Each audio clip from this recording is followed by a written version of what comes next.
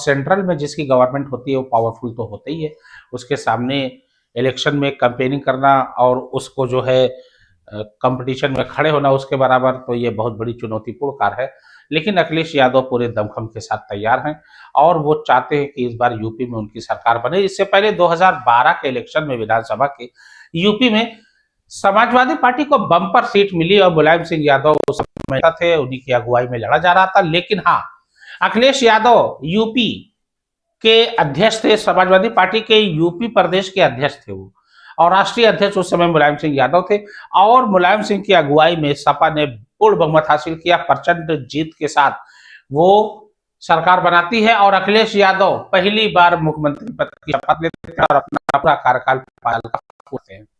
लेकिन जैसा कि मैं बता दूं कि 2007 के इलेक्शन में पूर्ण बहुमत मिला, बहुजन समाज पार्टी मायावती सर्वेसर्वा बनी, यानी चीफ मिनिस्टर बनी, और उनके जो खास दो लोग थे नसीमुद्दीन सिद्दीकी, उनको 11 अहम मंत्रालय में बड़े बड़े, और उसके अलावा सतीश चंद्र मिश्रा, मैं बता दूं कि सतीश चंद्र मिश्रा बहुत ही बड़े पॉलिटिकल एनालिटिक है और वो बड़ी अच्छे से जो है एनालाइज करते हैं किसी चीजों को, मायावती पूरा भरोसा करती हैं और उन्हीं के कहने पे ब्राह्मण को वो टिकट दिया गया और बसपा ने प्रचंड जीत हासिल की।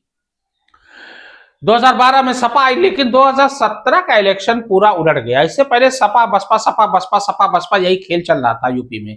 लेकिन 2017 में बीजेपी वापसी करती है 2002 के बाद से, और प्रचंड जीत, यानी राम लहर से भी बड़ी मोदी लहर।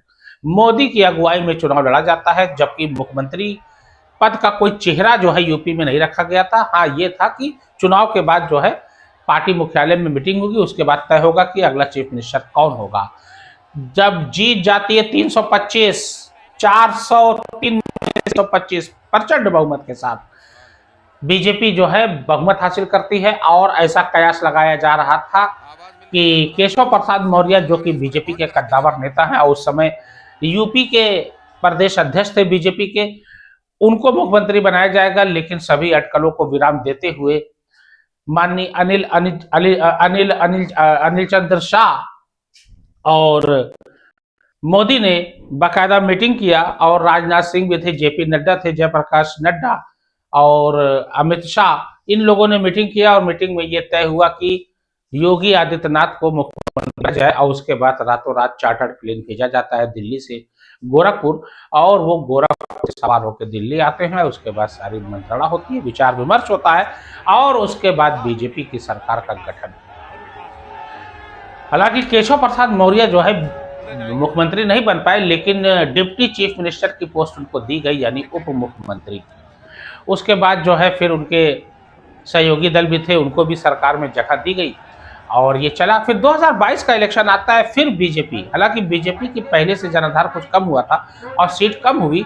2022 के यूपी विधानसभा चुनाव में योगी आदित्यनाथ की अगुवाई में चुनाव लड़ा गया, लेकिन हाँ, बीजेपी ने प्रचंड जीत हासिल की, लगभग 250 के करते हुए दोबारा सरकार बनाती है कंटिन्यू, यानी इनकम्बेंसी का कोई चांस नहीं था, यानी कि उसका कोई खतरा बीजेपी को सामने नहीं लगा। बीजेपी ने प्रचंड जीत के साथ अपनी सरकार बना ली। लेकिन अब चूंकि 2027 है, 2027 में यादव पूरे तरीके से मुखर हो चुके हैं, फ्रंट फुट पे आ चुके हैं, रौद्र रूप धारण कर लिया है और निश्चित रूप से वो बीजेपी को ये तय है कि चुनौती तो पेश ही।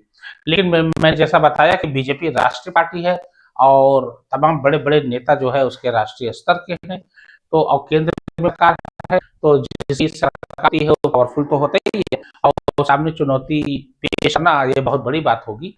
और अखिलेश यादव जो है इस कार्य में लगे हुए हैं और वो चाह रहे कि इस बार यूपी में मेरी सरकार बनी। राह इतनी आसान नहीं लगती अखिलेश यादव की, क्योंकि बीजेपी जो है ना ये राष्ट्रीय स्तर की पार्टी है ना, और इसमें तमाम दिग्गज नेता जो है, बड़े बड़े नेता जो है, ये पॉलिटिक्स जब जब होती है और चुनाव आता है तो बड़े बड़े नेताओं को उतारती है बीजेपी, और पूरे सुनियोजित ढंग से उसका आईटी सेल भी है पूरा, और उस हिसाब से जो है वो कार्य करती है और ये कई साल पहले से ही लग जाती है बीजेपी। अखिलेश यादव जो कि क्षेत्रीय पार्टी है, यूपी में ही उनका जनाधार है, बाकी और किसी राज्यों में नहीं है। हालांकि चुनौती तो पेश कर रहे हैं, लेकिन यहाँ पे लेकिन इसलिए लगा है क्योंकि बीजेपी, मैं बार बार कह रहा हूँ, बड़ी पार्टी है, सबसे बड़ी पार्टी है। तो उसके सामने चुनौती पेश करना तो खैर हिम्मत का काम है ही। और अखिलेश यादव ने पूरी कमर कसा है, उनके चाचा शिवपाल यादव हैं, रामगोपाल यादव हैं, अक्षय यादव हैं, ये तमाम लोगों ने जो है हुंकार भर दी है।